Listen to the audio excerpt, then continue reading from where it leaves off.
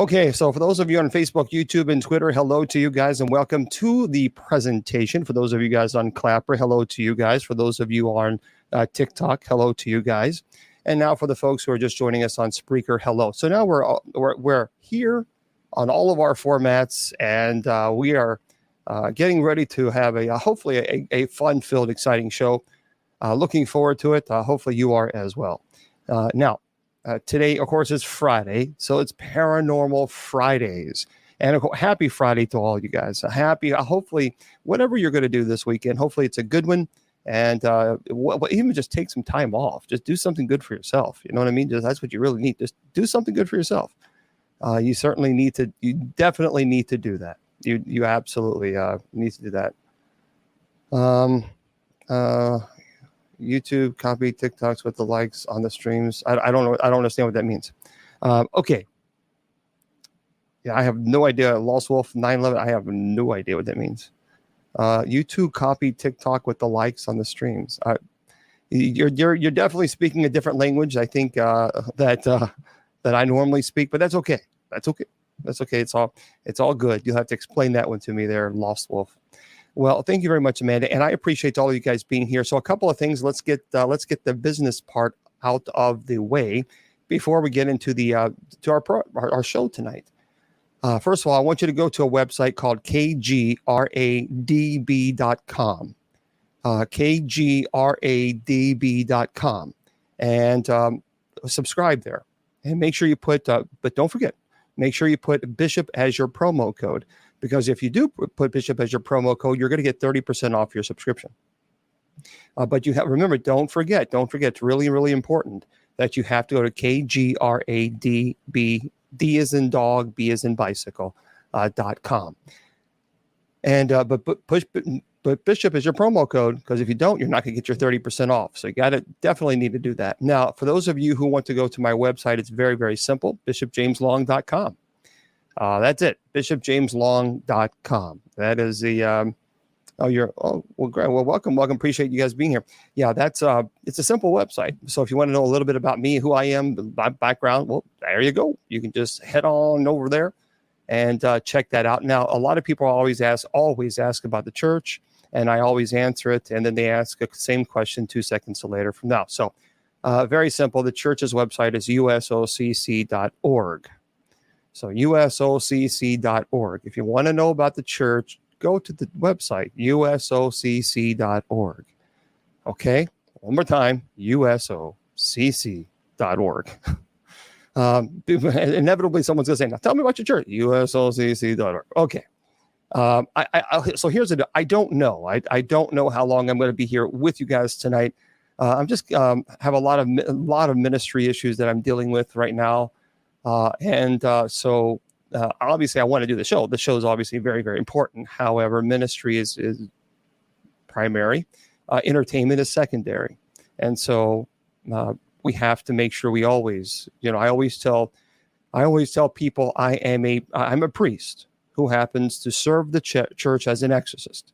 I am not an exorcist who happens to serve the church as a priest. So the priesthood comes first, and the exorcist is a ministry, and so that's primary. No question, if, ands, or buts about that. So just heads up on that. I might have to. I don't know how long I'm going to be on tonight. Hopefully, I'll be on for the whole time. Hopefully, but these things happen. Okay. You know what? I forgot to plug this up. Hold on 1 second. I got to plug this up here, because if I don't, then this is not going to have any juice, because it was yelling at me about the battery. There we go. I guess that'd be a lot better. So let's talk a little bit about the show, because people are always, they're asking me about it, and we'll go from there and talk a little bit more about the presentation. I want to talk about the two cases that I did. On the show. I've done a lot more cases. I've done 30 exorcisms, but I want to talk about the two cases that aired on the show. And I think that's important, because I really believe that people need to be aware of what is fantasy land from Some people claiming to be exorcists and all this other stuff. And then what is legitimate? First of all, I love the show. I think the show is great. They did the director Brian did such a wonderful job. I mean, you guys obviously don't know Brian, but he was. You got to remember, we are theologians, and we're not actors. We're theologians. So he wasn't working with Oscar-winning actors. He was working with people who study theology. That's what we do. We study theology. That's hard to do. That's not easy. How do you put theologians together and try to portray the stories that we're trying to tell you? And how are you able to do this to people who are, for all purpose, who are academics, who are, we study theology, we study philosophy, we're theologians, and that's hard. Again, that's not easy. So Brian was very, very patient, very, very patient. It's not an echo on here. It must be an echo on yours. So you might have to refresh because there's no echo here. So it's just very interesting. I don't know. I think that you guys don't see all the stuff behind the scenes, and that was what was so unique about it. When we first went to the church, thank you very much. When we first went to the church, it was amazing because that church is beautiful. I mean, that chapel, absolutely gorgeous. And the cameras that they used, one of the cameramen told me that the cameras they used was the same cameras they used for the movie Dune. I don't know that movie, but apparently it's a movie called D-U-N-E. I think it's called Dune. It was a big box office hit movie and all this other stuff, but I don't know it. But apparently these cameras were unbelievable. Unbelievable. It was amazing because the space wasn't really that big. It was a small chapel. It wasn't a big cathedral. And so, you have a lot of people there, especially in the pews and the cameras and the lights and what they did and to tell our story in such a small space. That was pretty powerful. Now that was pretty powerful because, like I said, it's a beautiful chapel, absolutely gorgeous. I think they did a great job. Here's the problem: when people ask me about, well, how close did the reenactment versus the reality?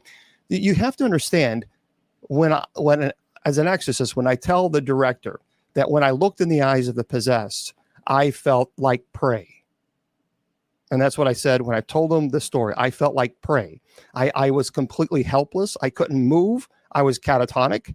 I couldn't think. There's nothing I could do. There's nothing. I was at a point where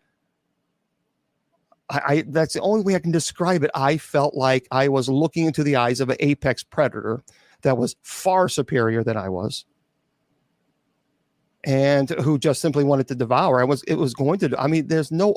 How do you then project that onto screen through the recreation? That takes a brilliant imagination. That's not easy. That's very hard to do. So you got to think of it from that perspective. Because I even thought about that. How are they going to do that? How are they going to put this on screen? How are they going to show when I was saying and telling the story that I felt like prey, that I felt completely helpless?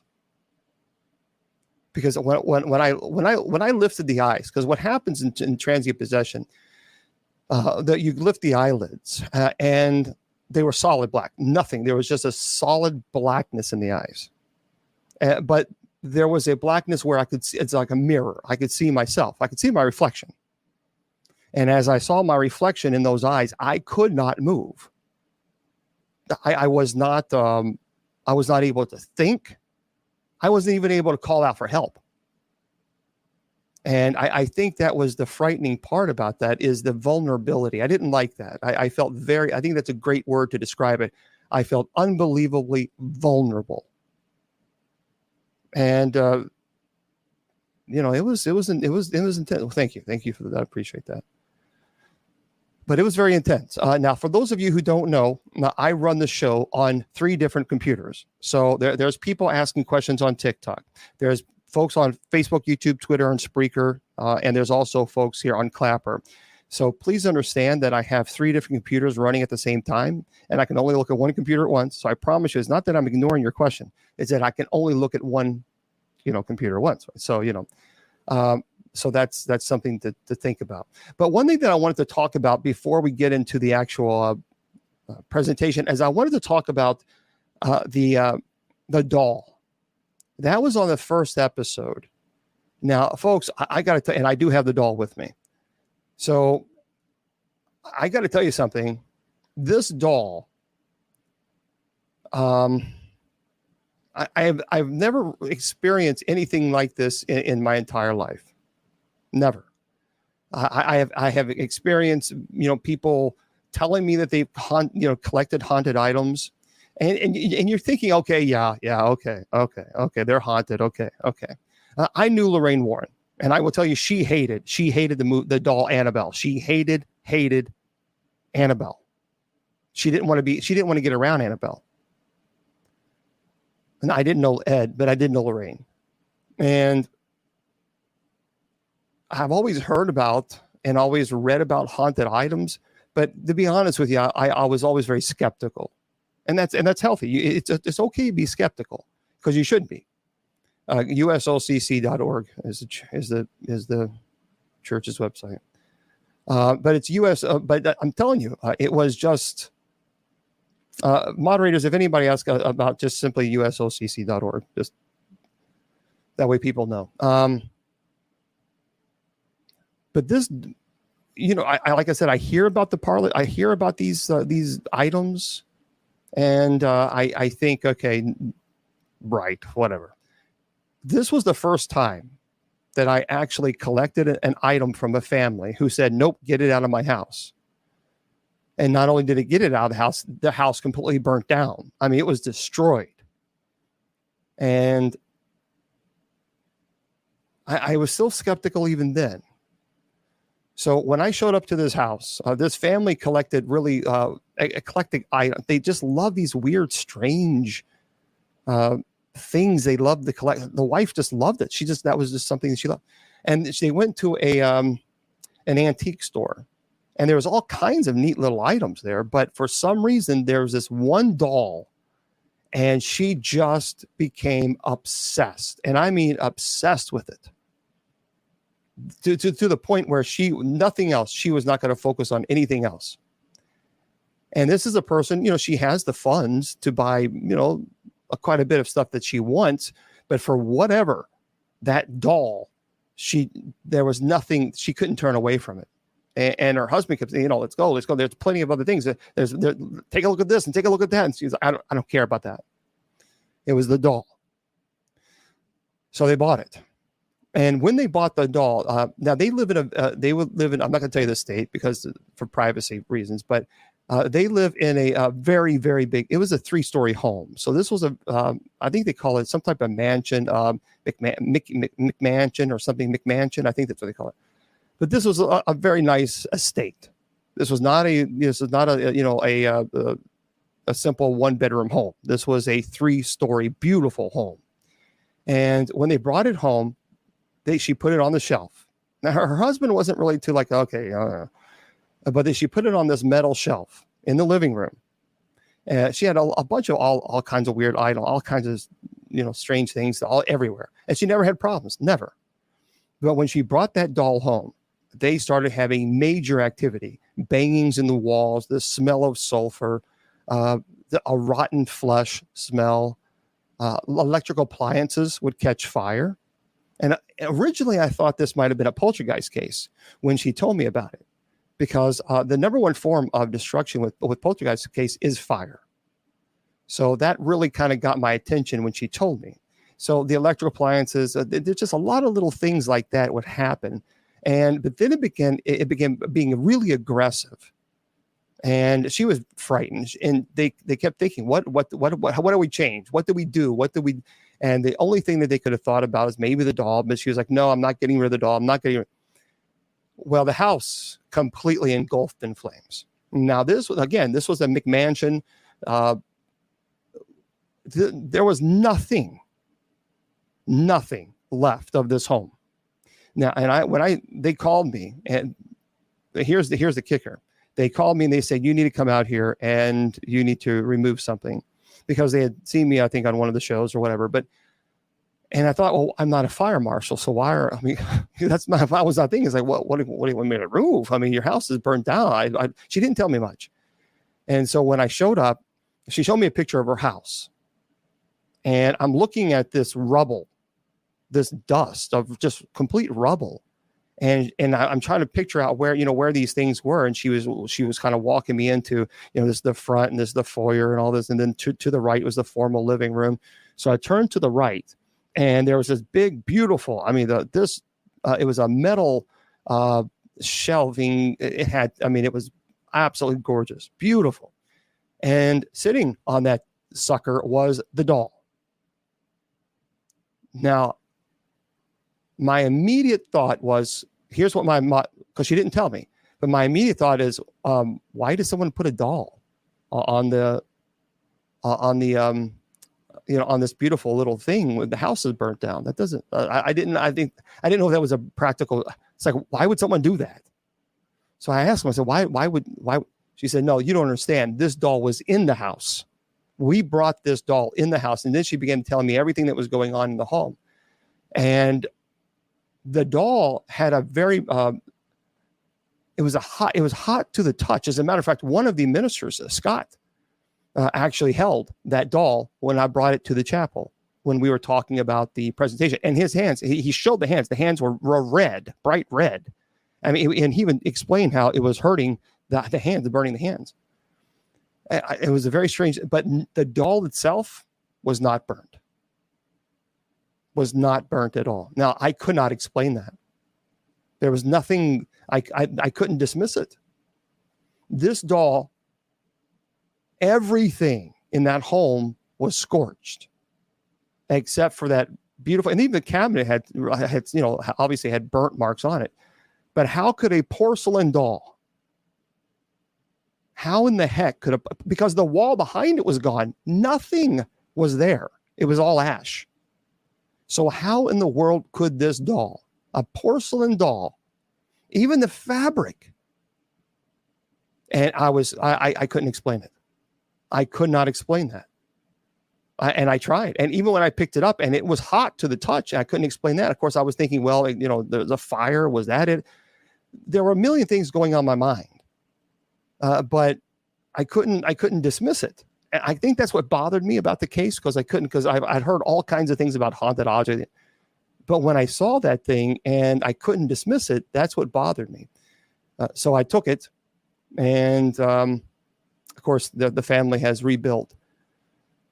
But I then took it home, because what I do is when people take haunted items, they buy haunted items, they take it to their home, and then they have violent activity that occurs. And then they contact me and say, look, I have some major issues in the home. What do we do? Well, you got to remove the item. So I have a storage facility of items that I've collected through the years, where people have said, nope, I don't want it, take it. With this particular doll, I took it to a Louisville Mid-South Paranormal Conference. That's where it was. And I had it in a container. I had blessed it. I still didn't feel comfortable around it. But I had blessed it. I put it in the container, and I took it to the Mid-South Paranormal Conference in Louisville. It was a room full of people. Now, there was a firefighter there in the front row, and there was all kinds of people. There was people who said they were psychic mediums, there were investigators, there was firefighters, there was all kinds of people. And here's what happened. So when I got this doll, and I showed it in its case, and people are like, oh, no, take it out of its case. And I don't think that's a good idea. Oh, but please. And the whole room's like, oh, come on, please. We want to see if we feel it. We want to. I'm telling you guys, it's not a good idea. And then they kept on. I said, okay, fine. I'm going to show you, because I guess they want to see and experience. I don't know what I experienced. So I normally don't ever do this, but I took it out of its case and I held it just like this, just like to them. It's like, okay, here, you want to touch it. You want to hold it. Nobody wanted. The entire room changed. Everything in that room changed. It was heavy. It was dark. It was oppressive. Everything in that room just changed. No one wanted to even think about touching that doll. No, even skeptics. There were skeptics there. They want nothing to do with it. So someone was asking, so I said, okay, that's fine. And I was getting ready to put it back in its case. And then as I turned around to put it back in the case, someone, I forgot who it was, asked me a question. And that distracted me. And so I didn't put it back in its case. I put it next to my laptop. Now, I've taken a vow of poverty. So this laptop is something that I saved for many, many, many months because I needed a new laptop for my presentations. So I put it by this laptop. I turned around, and no sooner than I was addressing the question, the firefighter screamed, right, Bishop Long, your laptop's on fire. I turned around, and the laptop was on fire. I cannot explain that. I can't. And I've tried, and there's nothing wrong with the laptop. It wasn't a faulty wiring. It wasn't anything like that at all. Nothing. I have never in my life, in all the haunted items that I have collected through the years, this is the first time I can say that I have actually had a really strong personal experience with an actual haunted item. So it was crazy. Now I have blessed this item several times, and normally, again, I never ever bring it out because I just think it's dangerous. Because it's what I've seen it do to my laptop, what I've seen it do to the house. There's just no, I can't dismiss it. I just can't. So I brought the doll. I have taken it out of its case so that you can see it, and I will put it back in its case before. So don't ask. Well, I'm not answering any questions until it gets back in the case. So that's all there is to it. So let me get it.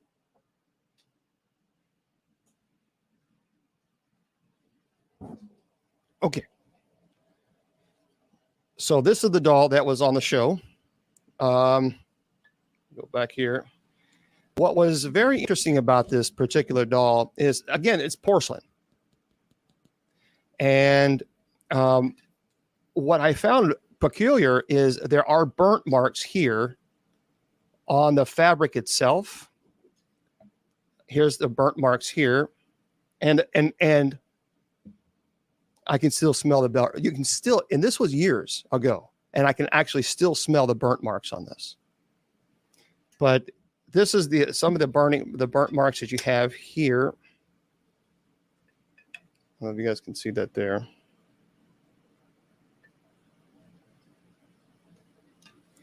And I don't understand it. I can't dismiss it. I cannot dismiss it.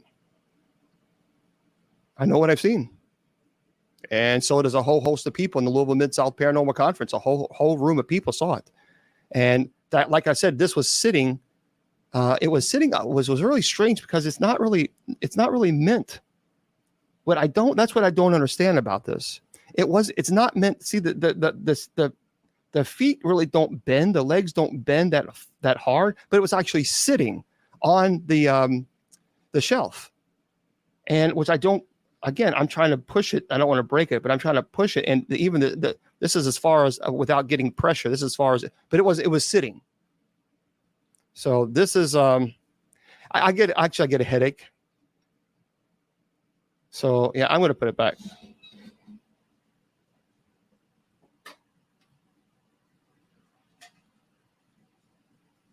Here we go. Okay. Yeah, it is in its container. It is. I'm not taking it out. But yeah, I understand. I understand being critical and being skeptical because I am very skeptical. But I can't dismiss that. I just can't. Now, keep in mind, folks. Let me just let everybody know this. If you want to, I'm not going to be at a lot of paranormal conferences this year because I just don't have time. But I am going to be at a conference. I don't know the history because she bought it at an antique store. I have some things that are a hell of a lot scarier than that. I have something that is, I still don't know. I don't know what it is. It is something that I have it here. It's in a case too. I don't know what the hell this thing is. I don't know. But very quickly, I'm going to be in Southbury, Connecticut. So let me give you guys a heads up on this, please. There's going to be 4 exorcists, and Jason McLeod, who actually worked with the Warrens. So we are going to be at Southbury, Connecticut on July the 22nd. And I will be there. My friend Bill Bean, who is an exorcist, he is a wonderful man. Bill is just a beautiful soul. Bill Bean is going to be there. Archbishop Fail Enright's going to be there, who is an exorcist, as well as Archbishop Cloud, who is an exorcist as well. And we will be there giving lectures and presentations. And Jason McLeod, who's a demonologist who worked with the Warrens, Ed and Lorraine, will also be there. Now, it's going to be at 522 Heritage Road in Southbury, Connecticut, July the 22nd. Here's what you got to do, folks. You've got to go to the site. Here's the website in case you want to go. Now, but don't worry. They also have it. It's going to be live stream as well. So if you can't make it to Southbury, Connecticut to come out to meet us, I totally understand that. But if you can't, no problem. There's the website for Facebook, YouTube, and Twitter. It's darksiege.com. So for everybody else, that's the website you need to go to, okay? Dark Siege, and Siege is SIEGE. Darksiege.com. And there you can find information about where to buy the tickets if you're going to be in Southbury, Connecticut, or if you're going to want to have it live stream. You sign up. So it's all there for you. So yeah, but again, I'm going to be there. And this is Jason McLeod is putting this together. He asked if I would be willing to do this along with 3 other exorcists. I said, sure, absolutely. I love teaching. Anytime I can teach, I'm all about it. So I'll be there. Reverend Bill Bean, who is an exorcist, will be there. Archbishop Fail Enright will be there, and Archbishop Cloud. All of us are exorcists. And again, Jason McLeod, who, by the way, I think has the best books, called Dark Siege. The best books in the world. You got to get them. If you want to learn about demonology, you got to get them. But anyway, it's going to be July 22nd, and it's in Southbury, Connecticut. Okay, so if you're in the area, or if you're going to make it to there, you want to make it, hop on over there. But you got to go to darksiege.com. Don't forget. Okay, really, really important, because I think it's, again, well, thank you very much. I appreciate that. Thank you, Gary. But I do believe it's important to educate people. So if you can't make it physically, then you can certainly, we'd love to have you be present, a live stream. I haven't decided whether I'm going to take that particular doll. I just don't know. I haven't decided. I had a really interesting situation when I was going to Los Angeles to film for the Eli Roth show, and I don't know if I want to go through that again. So we are 3 hours late.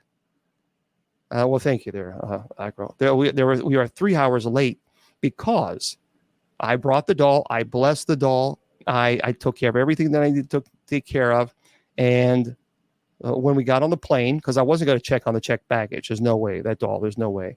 So I brought it on with me. And a light on the cockpit kept burning out. And so we oh, come on. So I didn't think anything of it. Then maintenance came out and they fixed it. It burnt out again. And then 3 times it burnt out. Now, the captain came on and said, folks, I've been flying for 40 years and I can't go this. We're very frustrated. I'm sorry. We're 3 hours late. This particular light has never, ever burned out in 40 years. I can't, we're going to fix it. Don't worry about it. But this darn light kept burning out in the cockpit. So I was 3 hours late getting into Los Angeles. And then I got there pretty late. And then the next morning we had to go right into to filming. So But I do like to bring these things so I can teach about it because it's important. I do have John Wayne Gacy's stuff. Ah, shoot, I didn't bring it. I'll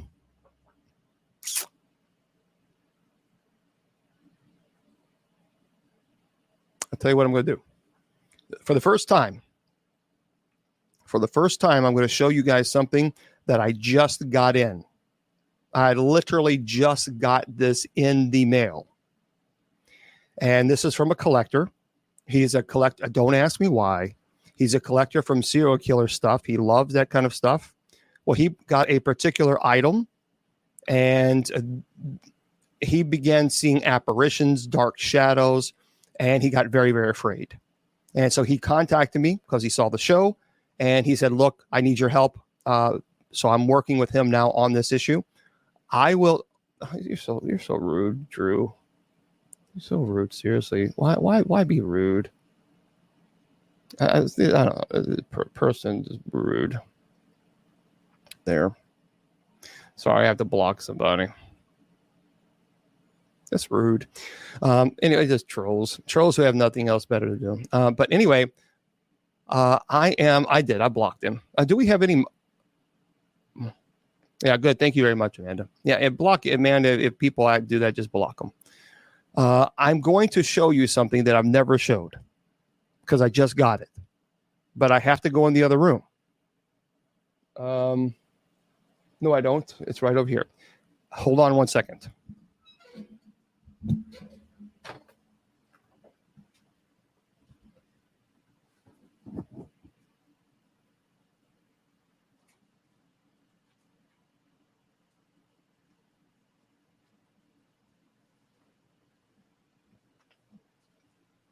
Okay.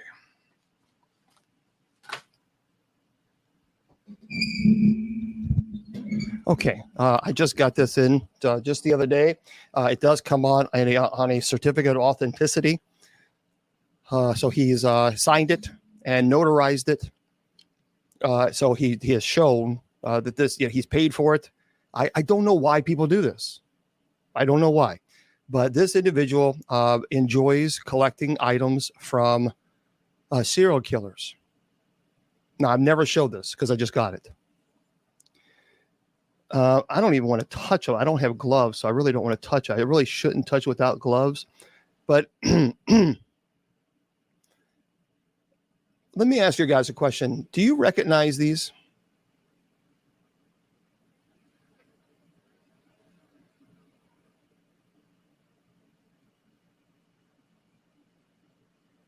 Just take a look at their glasses.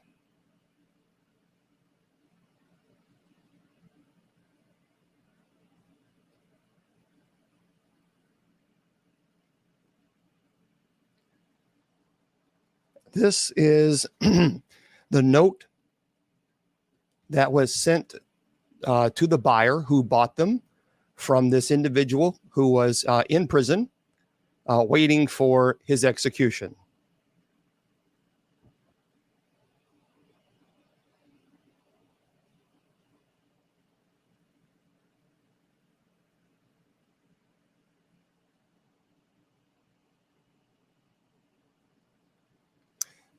Enjoy my glasses. Respectfully yours, Jeff. These are Jeffrey Dahmer's glasses. He had broke the glasses, and so he sold. Sometimes people ask him to, draw things because Gacy did that. And what he would do is he would draw a picture of his hand and blood coming out his hand. And he eventually sold these old pair of glass. I don't even like. I really don't like this. I don't like this. I get a horrible, yucky, like a sick, like a ugh. But this is, these are actually his glasses. And why someone would buy, they're Dahmer's glasses. And why someone would buy them, I don't understand it. I don't get it.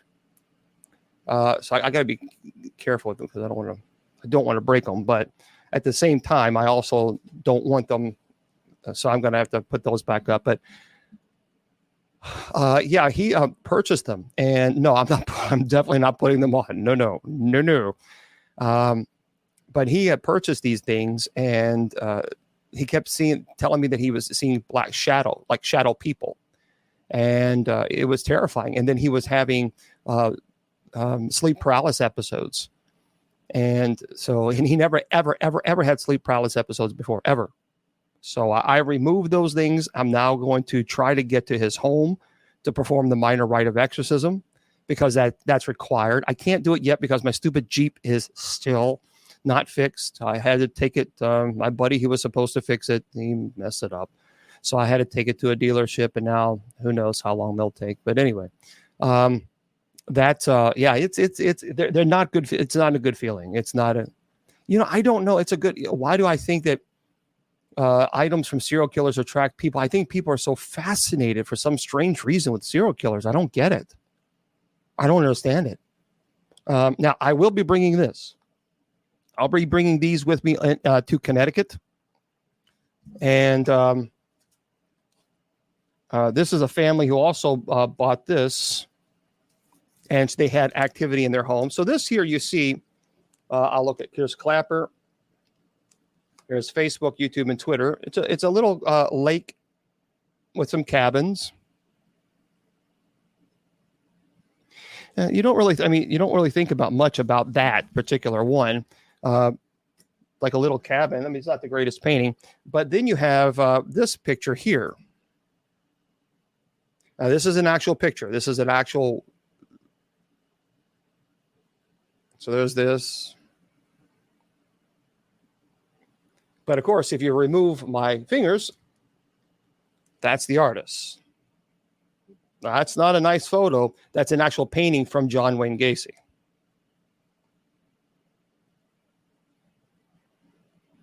So this is a Gacy original. That's why I have it, and I don't want to touch the with my fingers, because you have grease on them. But here is the last one that the family sent me, and they were having activity in their home as well. And I showed this the other day, and this is an actual painting that many people know about. So now what Gacy did, for those people who don't know, is here in this little red thing, he would actually puncture like a little needle, and he would puncture, and then he would put a little of his blood in every one of his paintings because he was sick. And what he would do is he would sell these items. He would make these paintings, and he would sell them, because that's how he was able to get his defense. And now, I mean, they're unbelievably expensive. But the family brought that in and into their home, and they said no more, no more. People are just so I don't know, but I have, like I said, I could literally do an entire year, starting right now today. I could do an entire year of just haunted items for this entire year. And I would have even more items left over that I haven't even touched. That is how many haunted items I have. And I have a large storage facility. I have a big, it's not the smaller, the really large one, because I have so many, because people collect this crap. And I don't get it. I don't know. I don't, but yeah, you're right. It's just strange about that. Everything's just strange about it. And, oh goodness, Hetty. Well, we'll certainly pray for you there, girl. And we have been praying for you. We'll continue to pray for you.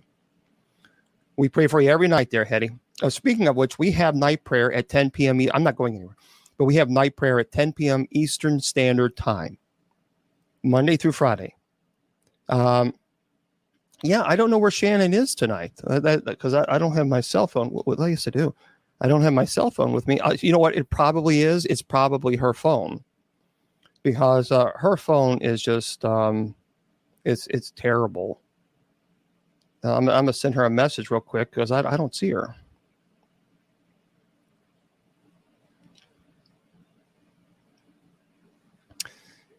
Oh, good. I'm really glad that you guys are are, liking the show.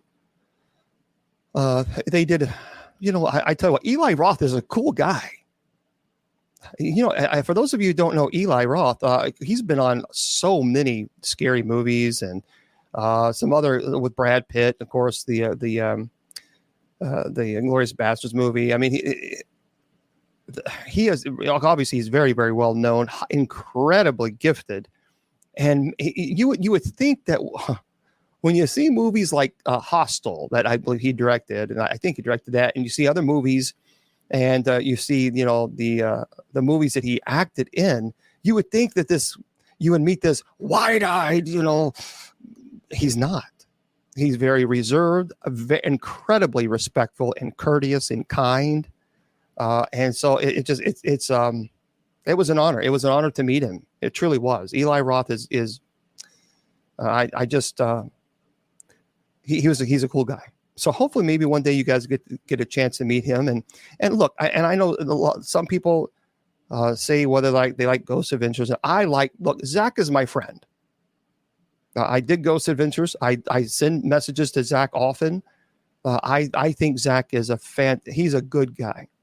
What a lot of people don't know about Zach is a fierce fighter for animal rights and animal protection, and he's and people can say whatever they want to, and they're going to, but Zach is my friend, and whether you like Zach or not, he's clearly made Ghost Adventures very, very successful. And I will tell you this, when I was on Ghost Adventures with the Bobby Mackey's episodes, never once, ever, never did Zach ever tell me, I want you to say this or say this line or do it this way or do it that way. Never once did he ever, because I would have left. I would have walked out and said, nope. Not one time did he ever do that. He was very respectful and courteous, and he allowed me to do what I needed to do with the minor rite of exorcism at Bobby Mackey's. So you know what? People can think what they want to think. I met the man. I know him. He's a friend. And so I think highly of Zach. I think he's a good guy. I would like to go to the museum. I haven't seen the museum yet, but I'm gonna send him a message. If I can get out to Las Vegas, I'd really like to get out to Las Vegas and meet up with him and see if I can get to the museum, because I would really like to do that. But anyway, that's the truth. I mean, it is truth. Just like I've been on 3 documentaries with the Booth brothers. If you guys don't know them, they were on Sci-Fi. The Booth brothers, they're fantastic guys. Let me tell you something about the Booth brothers very quickly. So there were several documentaries that I was on with them. The Haunted Boy, The Possessed, and there was another one. My brain just said goodbye, but it's called The Possessed, The Haunted Boy, and there was another one. I can't remember what it was. But let me tell you what they did. And Christopher St. Booth is just a sweetheart of a guy. But there was a case that we were working, and it was a sensitive case. It was a succubus case, and when you're doing filming, and you're trying to do it, as you're trying to keep the budget as low as possible. They have beautiful cameras, but they don't have this massive, gigantic staff there. They just don't. They was, them focusing, and they have sound, and they wanted, when we were at this house, they were waiting for the sun to set, because they had these windows coming in, and it would just be beautiful, with the lights behind them, and they were waiting just perfect, just for that scene, just so they can film the mom and dad talking about the situation that was occurring in her life. And it was a violent case. She had, I think it was maybe a 4-year-old little boy, and I think she also had a daughter. I can't remember, but I think she did. Well, so here we are, where we did a lot of filming that day. And so they were waiting specifically for that right time when the sun was just starting to go down, and the sun was shining on the walls. It was just beautiful the way they had it. It's like, man, that's gonna be a great shot. And just as they were putting the film, and they pushed a record, and she was talking about very sensitive stuff with the succubus. Her little son walks in with a car, a little toy car, and he was showing Christopher. No, I don't. Lost Wolf. And I did that because I'm good friends with them. and he was showing Christopher the car. Now, you have to remember, they had waited for 6-7 hours for that one perfect shot. And then here comes this 4-year-old little boy with a little car saying, hey, look at this. Not one time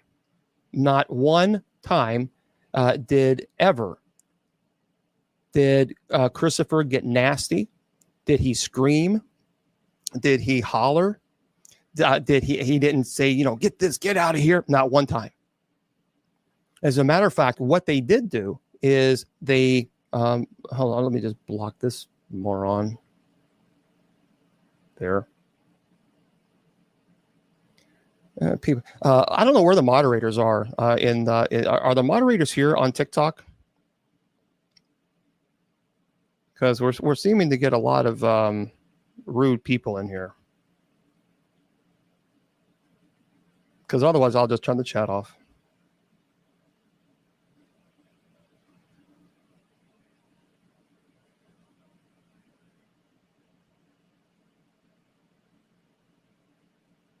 Hold on.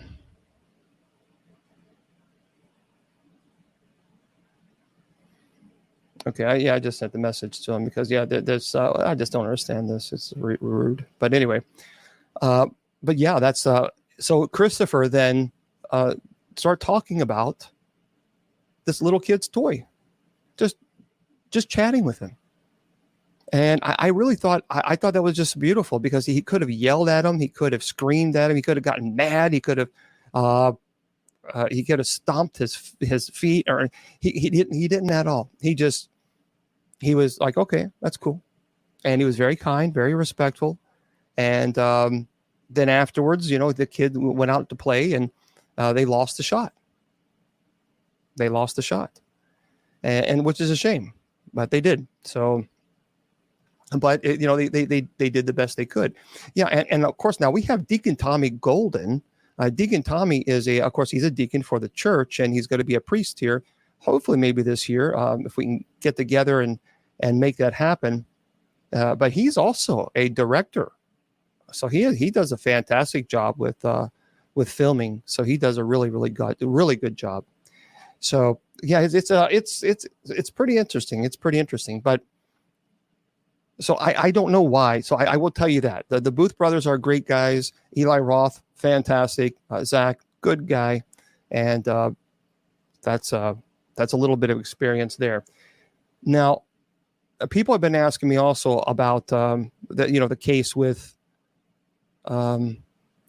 this, of course, the doll, but then the girl who mimicked the voice of my aunt.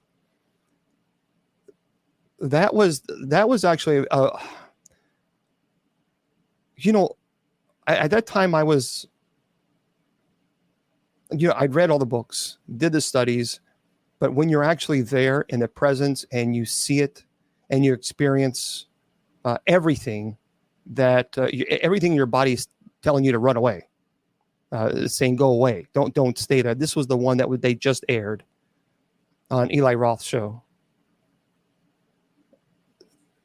I can't describe it. When the whole entire atmosphere of the room changes, and the body, the hair is standing on the back of your neck, and there's just nothing there. I mean, there's just this vicious, vile predator that's just looking at you, waiting to just mess up. And when her eyes went black, and I lifted her eyelids, as I mentioned, it was such a blackness. It was like a mirror. I literally could see my reflection, and I couldn't move. I couldn't think. I couldn't talk. As I said earlier, there was nothing that I could do. I could not. It was catatonic. It was almost like sleep paralysis in a way. I was awake, but I was catatonic. I couldn't move. I couldn't say help, and that was, and I give Brian, who's the director of the show, really huge props, because that's hard to do. How do you convey that on screen? How do you feel? How do you create this? I feel completely alone, very vulnerable, as if I was just being cornered by a pack of predatory animals that's ready to attack. I mean, how do you put that on screen? I think he did a fantastic job. But when I saw her, when her mother told me that she dug her nails into her arm, and she dug deep, and blood was just coming out. I mean, her mother said not one time. She smirked when she was doing it. She just looked right at him, no blinking, nothing. Just went all the way up and just kind of did this nasty, mean, just smirk. And during the exorcism, as I said on the screen, of course they couldn't do it because it's very, I don't know, it would be millions and millions of dollars to be able to show you this. So this is how I can describe it. She was laying down and we were doing the rite. And her body was contorting almost like a serpent-like. Her facial expression was very serpent-like. And she just stopped. And so she's laying down here, and here's her torso. Now, this is what she did. Just like that. And I could hear her vertebrae crack. I actually thought, I was afraid that she had broken her back. So she went, and just like this. I mean, there was no... I don't know how, I can't, it was like someone had put a rope around her torso and just pulled her up, and her body was completely limp, and she just like a V. And I'll never forget that, because that wasn't, I've never seen a form. I guess that is a form of levitation to a point that's very unnatural. But when she looked at the primary at that time, the exorcist, she grabbed her nail and she just yanked it like this, and just that smirk, and spit it at him. And she pulled a couple of them out. And that's when we had to restrain her. I mean, we had to, because if we didn't, then, what was she going to do? I mean, that's one thing you have to be very, very careful. It is a contortion. But it's different. It's here, her feet are here, her head is here, and it's just this.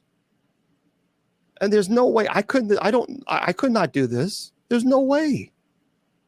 It was completely unnatural. Everything about that was unnatural. No, she didn't break her back. Thank God. I heard it crack. And I originally thought, that's why we have people. We have a person who's medically trained. So when we're performing an exorcism, we always have somebody who's there, because I'm not medically trained. So I don't know if someone is going into a heart attack or a stroke or something. I need to know that. And so even they heard it. But we had to restrain her, because when she ripped off her nail, and she spat it at the exorcist, and she ripped it off again and spat, and there was never ever a grimace. It was fun to this thing. It was fun. It was, it enjoyed it. And you would imagine what would prompt, what prompted, actually, here's what happened here. I know exactly what happened. Oh yeah, absolutely. Demonic people have been killed during an exorcism. But I know exactly what caused this infestation and possession. What happened? She was bullied in school, and she was quiet, loving. She wasn't confrontational at all. I mean, the idea of her being aggressive to anybody, that was so out of character. So she was not a confrontational person.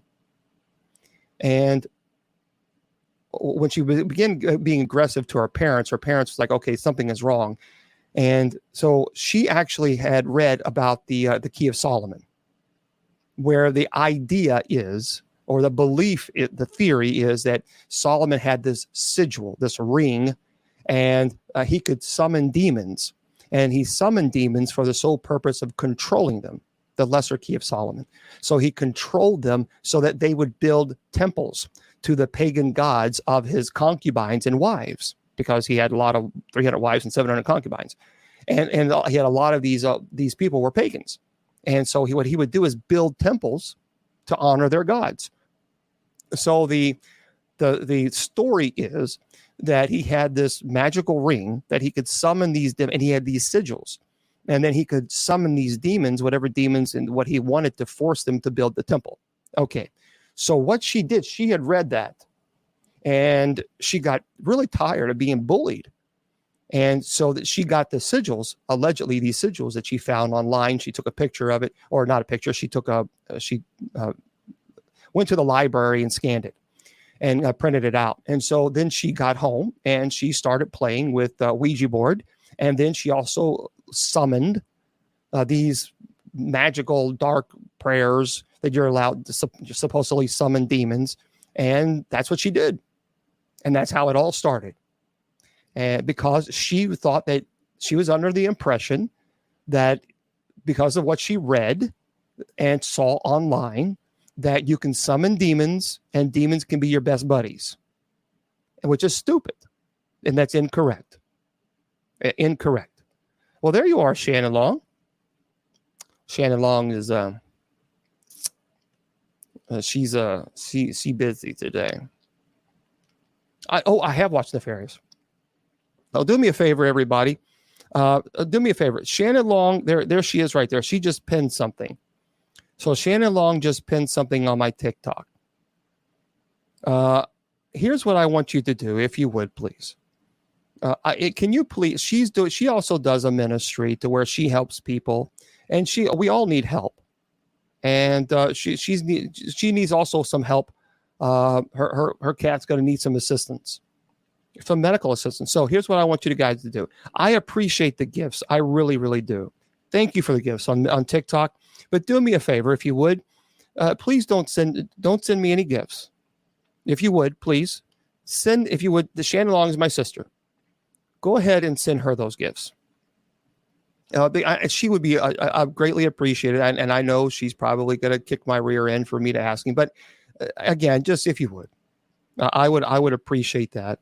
And so should she would as well. So if you can just go to her little TikTok, and I don't know how you can offer gifts. I don't know. I don't think you can you? If you're not live, I guess you can't. Well, Shannon Long, do you have a Cash App? So yeah, Shannon Long, put your Cash App in there if you would. Yeah, I love animals. I am very passionate about animals. I had God love her. Oh, I had a small little schnauzer, a toy schnauzer, and she suffered. She suffered from pancreatitis, and I actually bought her the expensive food. She had a prescription food because I didn't buy her anything that was bad for her because she just had pancreatitis. They're prone. Schnauzers are prone to pancreatitis. And so she always went to the vet. The vet knew me by name, knew her by name. And so she had prescription food, Royal Canine Gastrointestinal Low Fat. And God love her, she suffered so much with pancreatitis. And it's expensive. It is expensive to take care of your fur babies. We love them because, there are our families. And Kylie certainly was mine, and so was Fuzzy. They're both resting in heaven. But she's, if you guys can help, that would be great. So yeah, Shannon, we need your Cash App, toots. So put your Cash App on TikTok. There.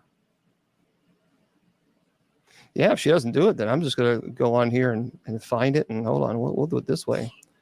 Hold on. Oh, come on. We don't want to do this. I'll just do it this way, and she won't like it. Okay, hang tight with me. Hang tight, everybody. Hang tight. Oh, I don't see it. Anyway. It's a $sign I apostrophe M possible 100. What the hell kind of name is that?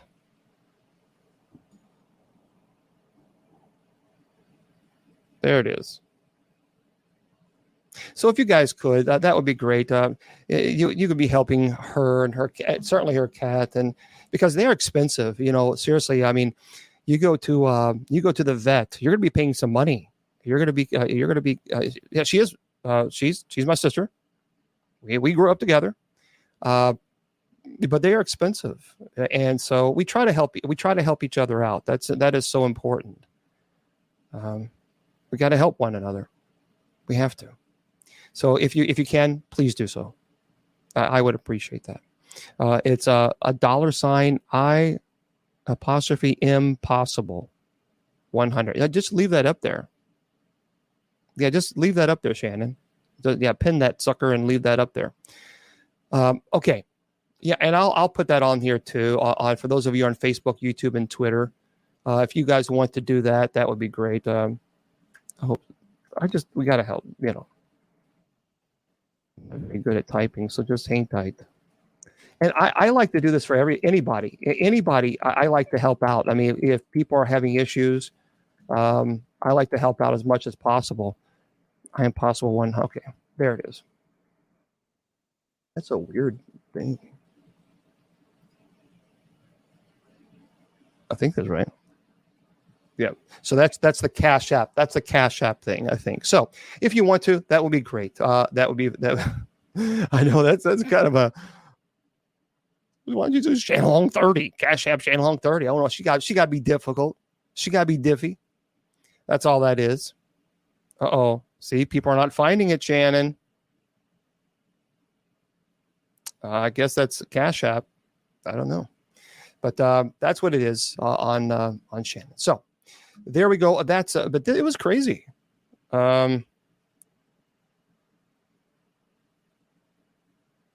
People are saying they don't find it, Shannon. Look, see, Shannon's naturally blonde. You don't understand. You guys got to be patient with her because she's a little cuckoo for Cocoa Puffs. But you have to be patient. Don't put the $sign. I don't know. Yeah, Shannon, make sure you're putting the right name in there. That would probably be good. Probably just saying. Somebody's going to be getting some money and say, "Oh, what is this?" So, okay. I want to talk. Hey, I'm naturally blonde, folks. I'm naturally blonde, so I'm there with you. But you know what I want to talk about today is I wanted to discuss the cases that I worked and that was on Eli Roth, the Legion of Exorcists. By the way, again, thank you. I appreciate it. But for those of you who don't know, again, I am on the show Eli Roth Presents Legion of Exorcists. So it airs on the Travel Channel and Max. And it also, of course, it airs on Thursday nights at 10 p.m. Eastern Standard Time. So make sure you check it out. A lot of people really have been saying some nice things about it. You sent me a screenshot.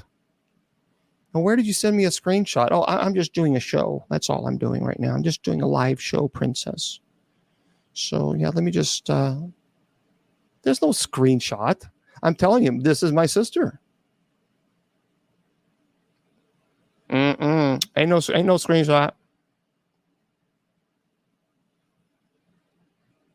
See, ain't no screenshot there.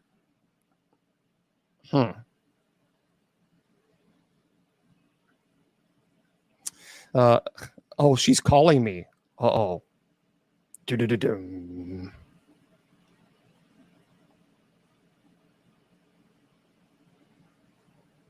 Did you find the number?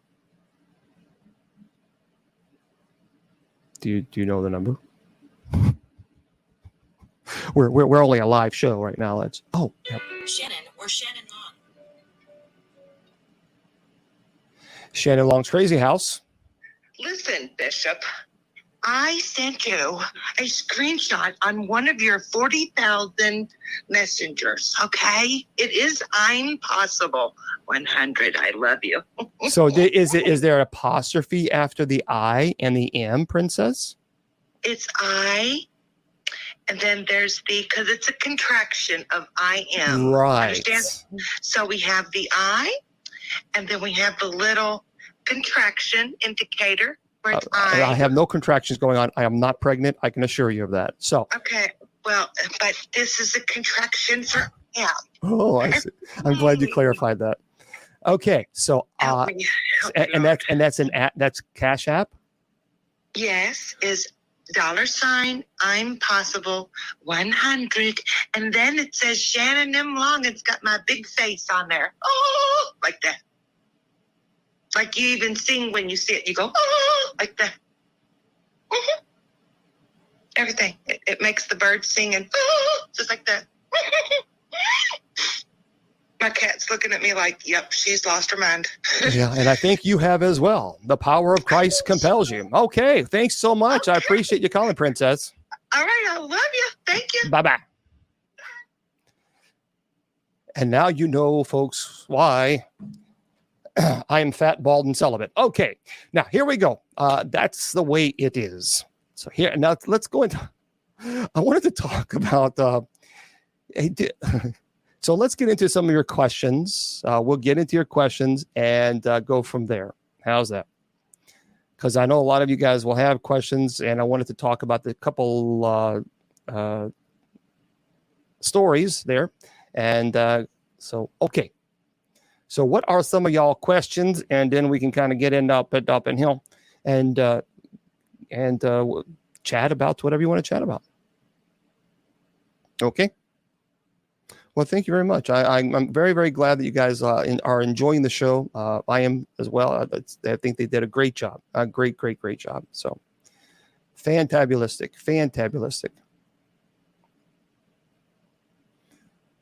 Okay. No, you can't. Okay. Someone is asking about rankings of, what was that about St. Michael?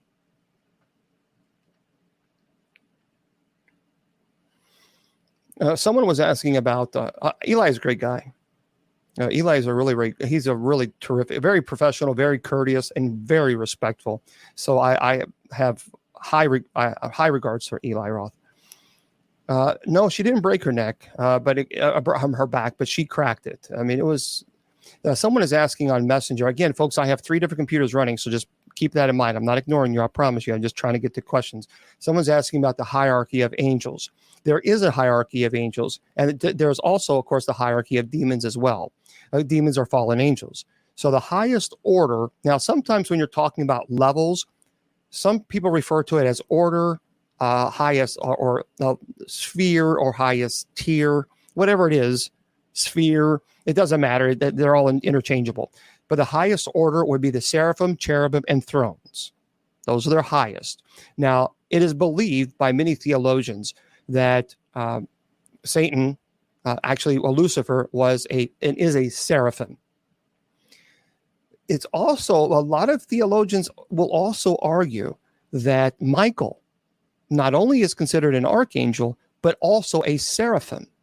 The reason being is because we know Michael obviously fought with Lucifer. And so for us, it just makes sense from a logical perspective. So it's certainly possible that Michael is an archangel as well as a seraphim. Again, that's just a theological argument that people are presenting. So the highest order is seraphim, cherubim, and thrones. The middle orders, or middle rank, or middle sphere level, whatever, is dominion, virtues, and powers. And then the lowest level is principalities, archangels, and angels. Okay, now that's the same concept exists even within the demonic realm. So you do have higher ranking demonic entities that are seraphim, cherubim, and thrones. So just bear that in mind. Well, thank you very much. I appreciate that. People are always asking about, are we angels? Angels are completely different creation. Angels are not created in the image of God. So we are created in the image of God. We are the living temple, as Paul says, we are the living temple of the Holy Spirit. This is why, one of the reasons why demonic entities like to desecrate the living temple of the Holy Spirit, because we are created in God's image. And so it's 2 different species. And you have to remember that's not to say that your loved ones cannot be a guardian angel of such, but yet we are created in God's image, not angels. So we have to clarify that. And I do have a St. Michael coin. I have a St. Michael, I have a St. Michael statue here. Yeah, of course, Saint Michael. And of course, you can also, there's a prayer to Saint Michael. Now, a lot of people ask me, what about the prayers? What prayer do you? Well, certainly, I love the rosary. I'm very devoted to the Blessed Mother. And so I pray the rosary, and certainly our Father, of course. But you can pray also the Saint Michael prayer. Now, the Saint Michael prayer has two forms. There's the longer form, and then there's a shorter form. The short, and you can Google that. The shorter form is rather simple to memorize. I say it so many times. I just because I pray it all the time. Saint Michael, the archangel, defend us in battle, be our protection against the malice and snares of the devil. May God rebuke him. We humbly pray and do thou, O Prince of the heavenly host, by the power of God, cast in hell Satan and all evil spirits who wander the earth seeking the ruin of souls. So that's the shorter form. And there's a longer form that you can certainly pray, that we pray during an exorcism. But either one is just fine. And there's Saint Benedict now. Saint Benedict is the patron saint for exorcists. So, well, the third triad, we mentioned that. That's why I had mentioned about the third level or sphere or triad would be principalities, archangels, and angels. So again, the highest order are your seraphim, cherubim, and thrones. Your middle order are your dominions, virtues, and powers. We actually see this in Paul's writings. And the lowest orders are principalities, archangels, and angels. Okay. Now, so that's no. There's no half. What you're describing is the scripture on what angels look like. Angels are, if you actually get into, they're not the fat little chubby little things that you see on pictures. Cherubims and the seraphims, for example, let me explain this. This is why. Listen, you want to know? I'll tell you. Cherubims in Revelation and Ezekiel, by the way. So we have a description of what cherubims look like. So would you like to know? Of course, I'll tell you. It actually, cherub or cherubim, it occurs 64 times in the Bible. And we see this in Ezekiel. We see this in Genesis. We also in Exodus, in 1 Samuel, and 2 Kings, and 1 Chronicles, and Psalms. So Ezekiel, if you want to know, Ezekiel chapter 1, verse 13 through 21 actually describes cherubims and what they look like. Thank you very much. So they are living creatures. They have 4 faces. They're covered with eyes. They have 4 wings. They have bodies like men. It's a human face in the front, an eagle's face behind, a lion's face to the left, and an ox face to the right. And when they move, their knees do not bend, but they remain stiff and straight. And each figure has 4 arms, 2 attached to each shoulder, and attached to their arms are wings. And of these 4 winged arms, 2 are outstretched above, and then 2 cover their bodies. Now, there are reasons why there's a description of that, and I'll tell you in case you want to know. A lot of theologians have interpreted the faces of the cherubim to actually signify the intelligent wisdom of humans, showing man's authority to rule over God, to rule for God over his creation, as in Genesis chapter 1, verse 28. The strength of the lion, it's the servility and the servility of the ox, and the soaring swiftness of the eagle are each in harmony with one another. And in this way, the 4 faces correspond actually with the New Testament Gospels in Matthew and Mark and Luke, John, and God's completed message to humankind. There's a reason why it's 4, because the number 4 is symbolic of the world in Scripture can refer to the 4 corners of the earth. Implying that God's angels execute his commands everywhere. And the eyes tells us that the eye of the Lord is everywhere, that he is all-seeing. So that is that would be the difference or an explanation of your cherubim. Now, your seraphims are very interesting. Now, we see this in Revelation. We see this in Isaiah. In Isaiah chapter 6, verse 2, Isaiah actually talks about seraphims. 2 to cover their faces. So they have 6 wings.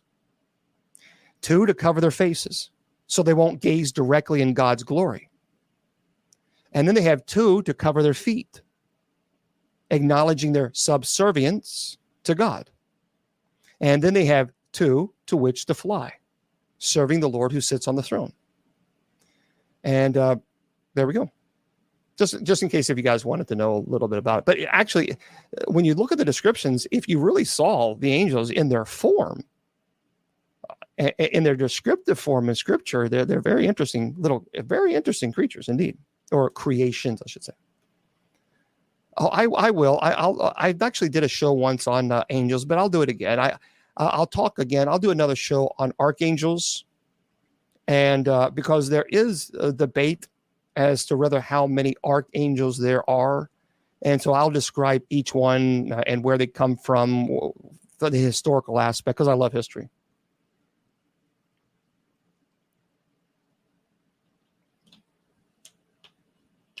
Okay.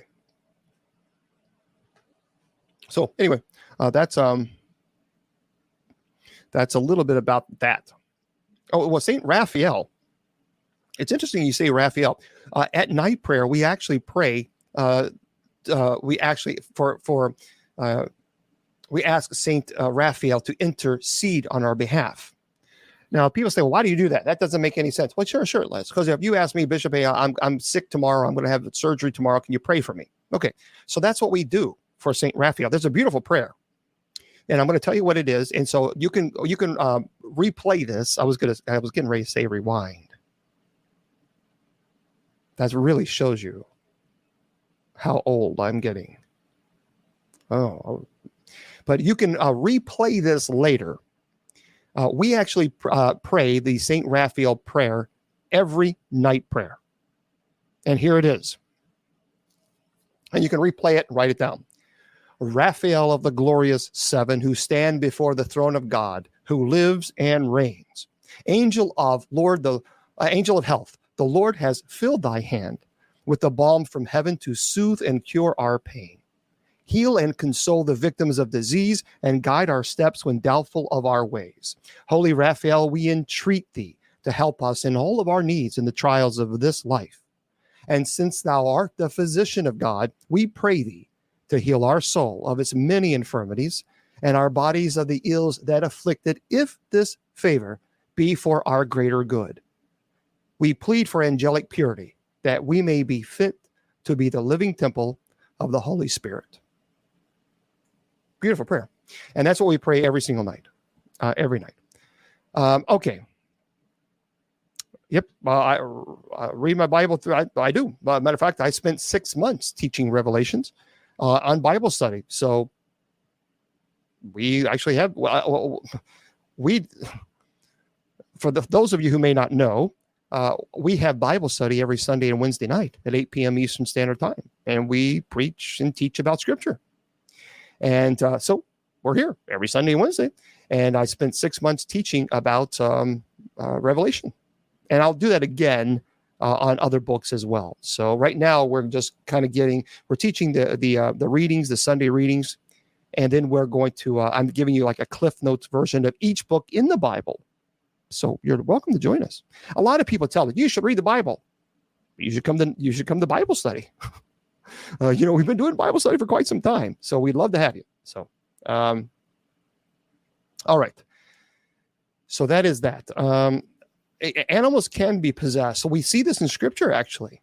Don't forget that. People kind of seem to forget animals and possession. And I do believe, hold on. For some reason that keeps messing up. People forget that it talks about the Scripture in where demons went into pigs. Remember that?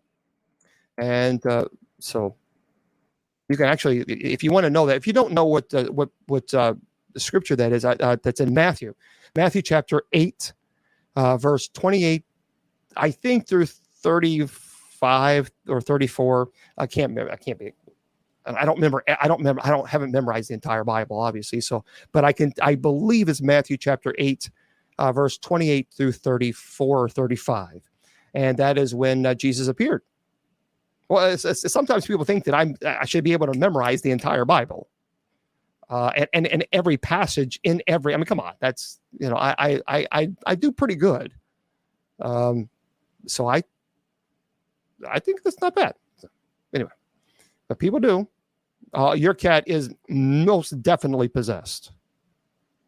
Well, pigs are they're filthy animals. They were considered filthy animals in Jesus's time, and so pigs were considered unclean. And of course, they were swine, and they were there at that time. So, and they knew and they recognized Jesus as the Messiah. They recognized Jesus, and that's why they said, "Please, don't judge us now at this time, and throw us into the swine." And so there we go. Okay, because they said, why are you here to torment us before the time? So. Yep. Pigs are fine to eat. That's a part of the holiness code. The holiness code is the Torah, and we are no longer under the holiness code. The holiness code has 613 laws. So again, it talks about this in Leviticus and Deuteronomy, but there's a reason for that, and that's why I teach that stuff in Bible study, because I love history. I love history. So for me, I teach people why they did this. Because if people like to quote scripture, but then you're like, okay, well, then tell me why they did it. That's important to know. So Sundays and Wednesdays, we are here at 8 p.m. Eastern Standard Time. And it's important to understand the historical context to which scripture was written, to why it was written, to whom, what was going on during the time. Why were tattoos banned? A lot of people like to throw stones at people because they have tattoos, but yet they can't tell you why it was banned. Isn't that fascinating? Would you like to know why? Well, dear students, I shall tell you. School is in session. Okay. Tattoos are a part of the holiness code, and they were banned because there was an intermingling between different cultures of faiths with the Hebrew culture, because they were fighting polytheism, which is the belief, the following of multiple gods. They were creating a monotheistic faith, one God, Yahweh. That's it. So what was happening is people were intermingling in with the Hebrew culture and the nation, and of course, introducing their pagan gods, causing a major divisive division within the culture. And they were tattooing images of their god, their pagan gods, on their body. So it was banned. It was like, nope, because it was a false imagery. And say, that's it, no more. So if you have a cross on your body that's tattooed, it's not the devil. There's a reason why it was mentioned that. So there's nothing wrong with having a tattoo. Nothing at all. I don't have one, and I probably would pass out if I did get one, because I don't like needles. But I did play football against 400-pound behemoths in high school. Isn't that interesting?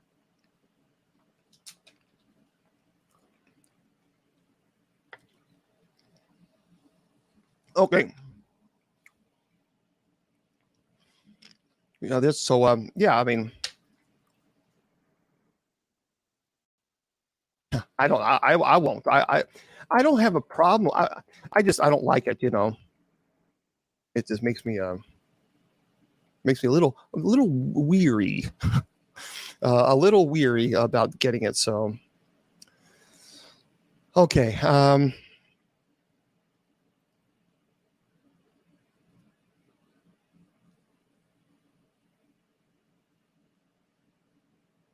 Near-death experience. Actually, so here's what I've done. I did quite a few shows on that, and here's what I would encourage you on anybody. If you have an interest in near-death experiences, I've talked about this a lot. Go to this website. All right, go to this website. NDERF.org.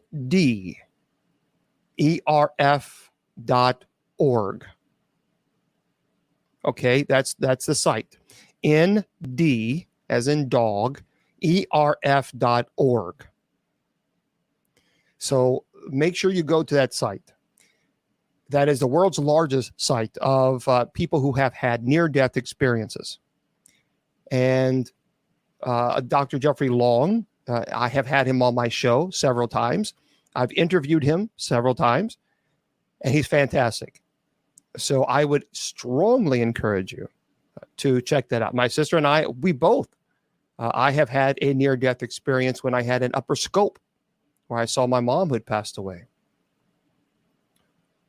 So yeah, it was,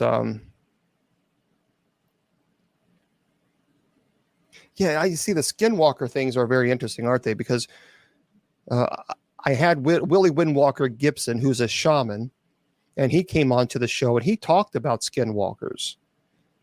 He does not like dealing with skinwalkers.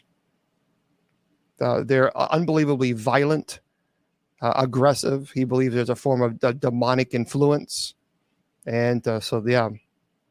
I have not performed an exorcism on anyone, but I do have a case right now where I need to get to this home because there is absolute demonic infestation. So there's no doubt about it. But right now I got to wait. As I mentioned earlier, I had transmission issues. My friend fixed the car and he did more damage to my car. So, and I can't get a hold of him. Of course, he's not responding to text. I don't know why. But anyway, I've sent him multiple texts, but it's at the dealership. We'll have to see what they say. So, well, thank you very much, Blue Moon. I appreciate that.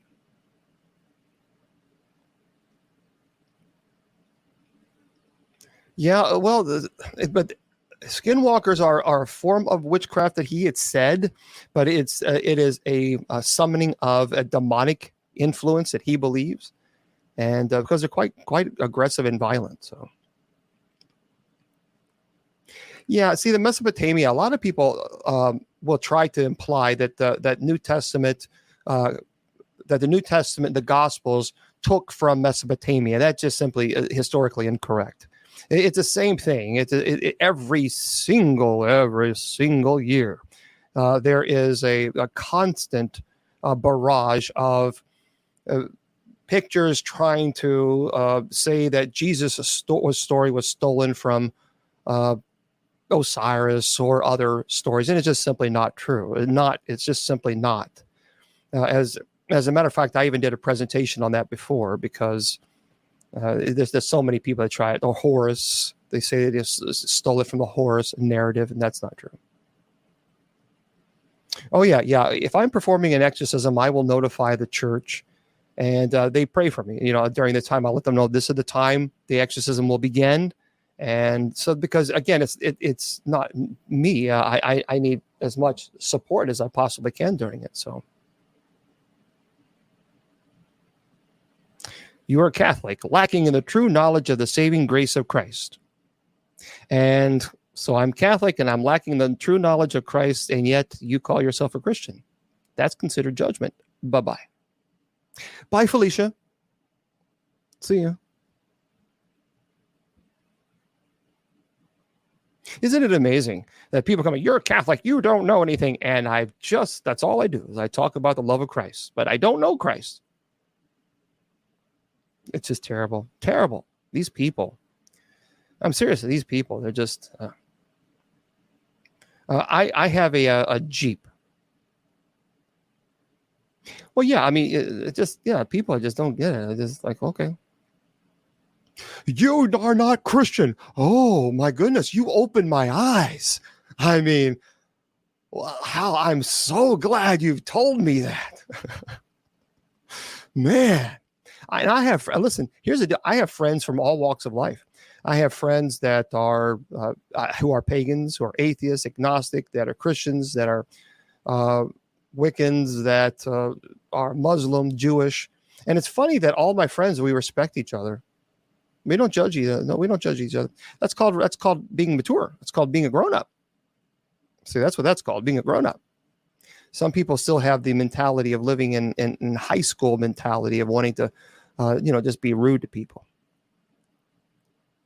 So, Children Ghost. Yeah, I'm going to tell you something. Children Ghost. I have investigated a lot of locations. A lot. And I got to tell you this. In every case and this is just me from I'm not saying this is a universal statement. But in all the cases that I have worked, where there were children alleged that spirits or ghosts, whatever, however you want. In every single case, it was demonic. Every single one. Now, I'm not going to say that all cases, because I can't say that because I don't know all cases. That would be a fallacy in logic. It's because I haven't worked all cases. So I don't know everybody's case. But I can tell you in my case, in all the cases that I have personally worked, when it came to children ghost, they were not children at all. They were demonic in every single one.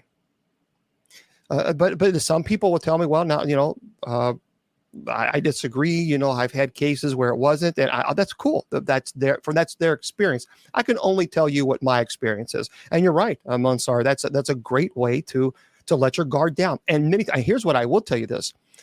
That's the gates of hell. Lion 715. I'll answer that in just a second. Here's what I will tell you. In every 100% of the cases that I've had where people have used any form of divination, whether it be a Ouija board or pendulums or tarot, whatever it is, in every single case where a child allegedly comes through, it is not a child. And I'm just telling you again, that's from my experience. Other people may say, well, that's not what I've experienced, and that's fine. I respect that, because that's why, we study this, because we all have different experiences. But I have absolutely experienced that 100%. 100. Now, the scariest location that I've ever worked, ever, and I've talked about this quite a bit, is called the Gates of Hell Cemetery in Kentucky. And that place is unbelievably violent. That is a place that made Bobby. I've said this, that's a place that makes Bobby Mackey's looks like Walt Disney World. The Gates of Hell. I'm the one who named it the Gates of Hell, because I know I did, because way back in 2003, a family had contacted us. It's an old abandoned cemetery in Kentucky. No one even knew about it in the paranormal community. Nobody even knew it existed. It's abandoned. It's off an off-road. You have to go on a really long, winding road. Nobody even knew that it was there. So a family had contacted us and said there's a lot of people go back there. They do some things they shouldn't do. A lot of rituals and nonsense, stuff like that. So they asked me if I would go and bless it. And I said, yes, I would. So I went there. We did an investigation, and it was insane. I mean, the EVPs that I captured, the evidence, it was just overwhelming. And we went on the radio the next day. I said, man, this is like the Gates of Hell. And that's how it got its name, the Gates of Hell Cemetery, 2003. And it is, as a matter of fact, I have several items that I have removed from the Gates of Hell because there were altars placed there where animal carcasses were left. They were terrible what they did, but anyway, I was like, no, I'm not going to have this. We're not going to have people coming and put altars in a cemetery and sacrificing animals to whatever demon they want. No. So that was a crazy. That's the time that myself, I and 3 other people saw this creature. That I don't know what I don't know what this sucker was, but I got to tell you something. Here's the interesting matter of fact. I did some research. Listen to this, and this is what I saw when I read this. I thought this is exactly what I saw.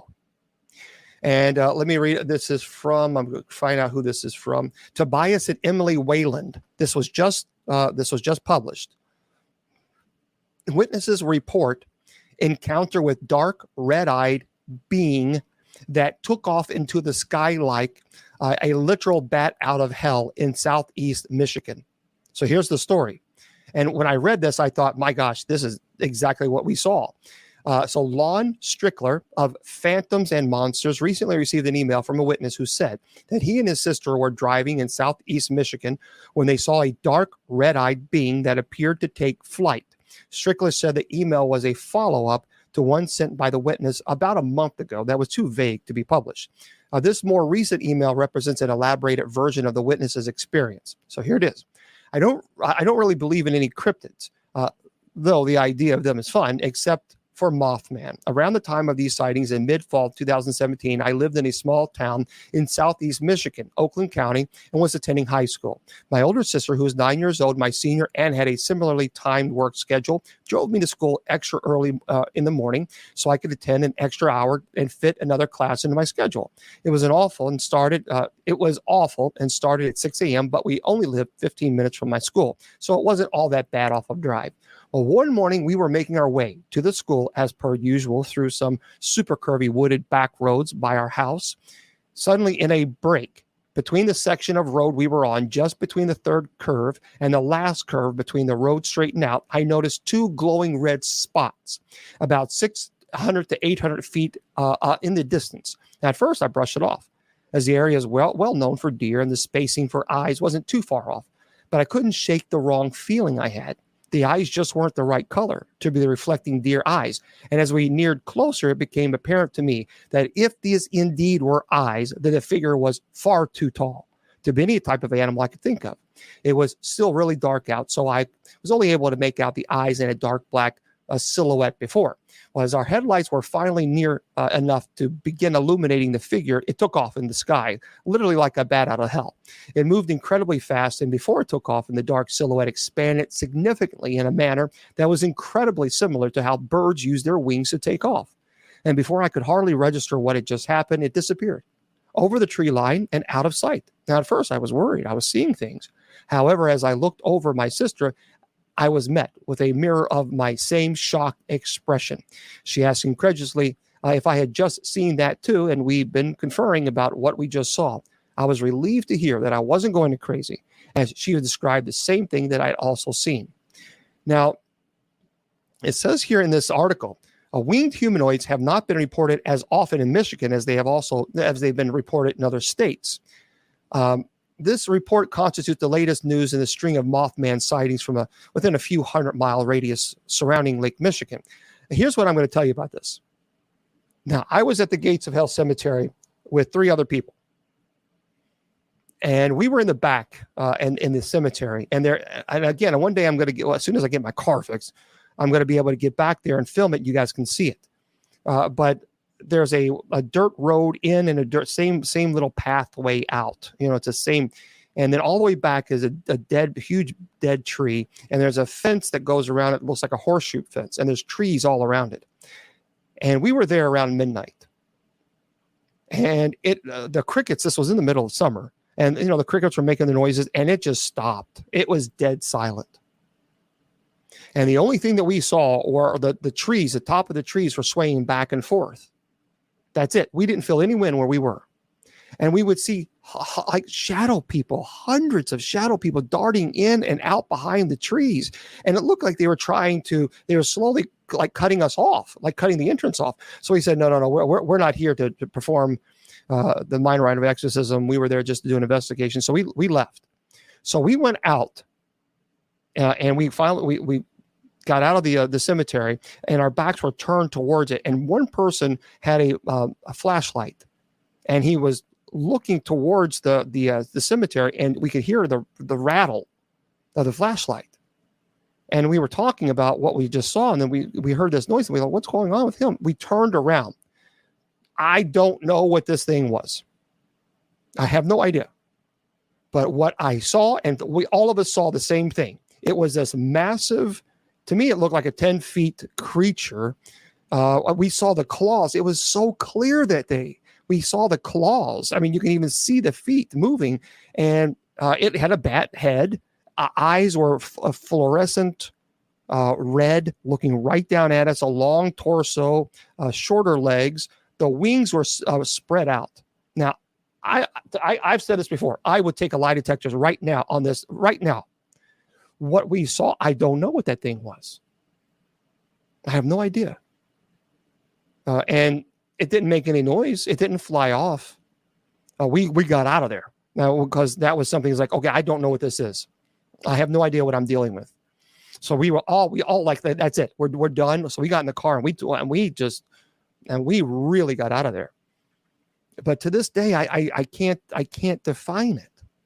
And then when I got home, I took Kylie out, my little 10-pound dog, and right across the street is a big open field and there's bushes.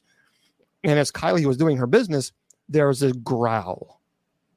Now, I've heard a lot of growls in my life before, animals and supernatural.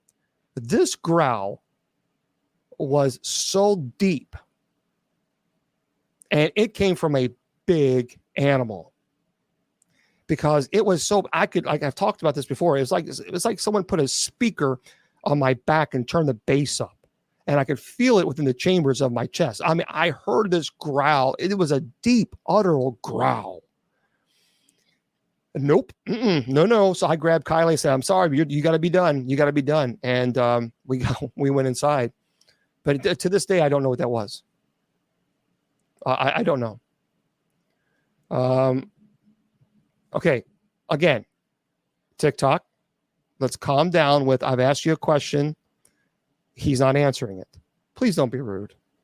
I've already said 100 times, I have 3 different computers running at the same time. I have people asking questions here. I have people asking questions here. I have people asking questions here. Let's be a little bit kind. Let's just be a little bit kind, because you're not the only person asking questions. So just stop with the meanness. You're not paying me anything. I'm here answering questions on my own time, and I'm trying to answer as many questions as I can. So give me a break a little bit. Just stop. Stop. I don't understand that. I don't understand the aggressiveness. Just stupid. That gets on my nerves. It's unnecessary. Unnecessary. Just enough of that. You're not the only person asking questions. I've been here since 7:00, and I'm doing the best I can. And I don't know. Good grief. It does get. See, you guys. When you see it constantly, it gets annoying. It gets annoying. So, anyway, yeah,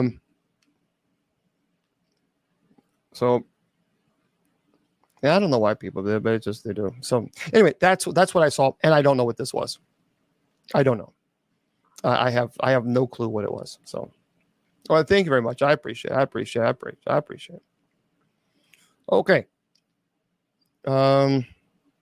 So let me stop what I'm doing. Okay, TikTok.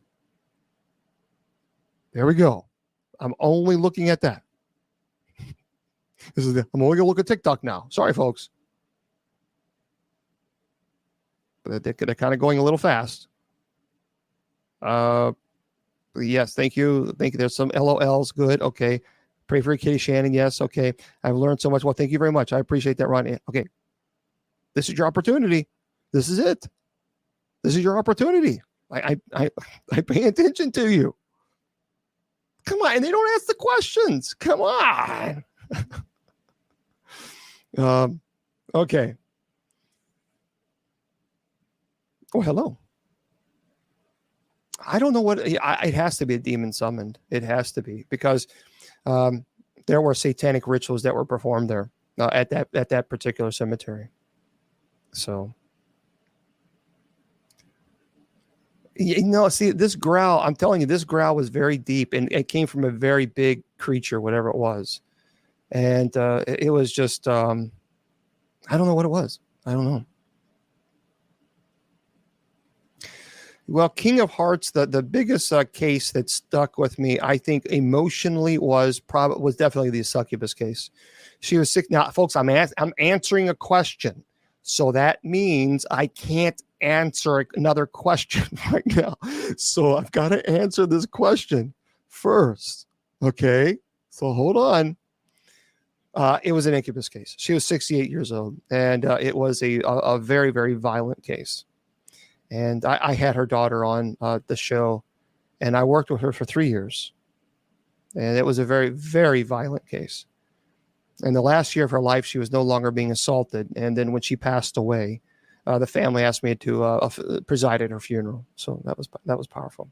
No, multitasking is not hard. It's just I believe that when someone asks you a question and you answer it, you answer the question because you're being polite. So when someone asks a question, then I try to be polite and I try to answer the question.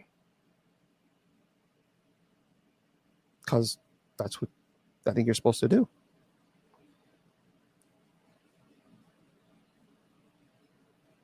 Okay. Yeah. Sacrifices. Yeah. An incubus is a demonic entity that attacks an individual on a sexual nature. So you have incubus and succubus. An incubus will attack a person on a female, and then the succubus or succubi will attack a male. And it actually goes back all the way back to Mesopotamia. So the incubus and succubus demonic entities are not new. It's a very ancient demonic. So.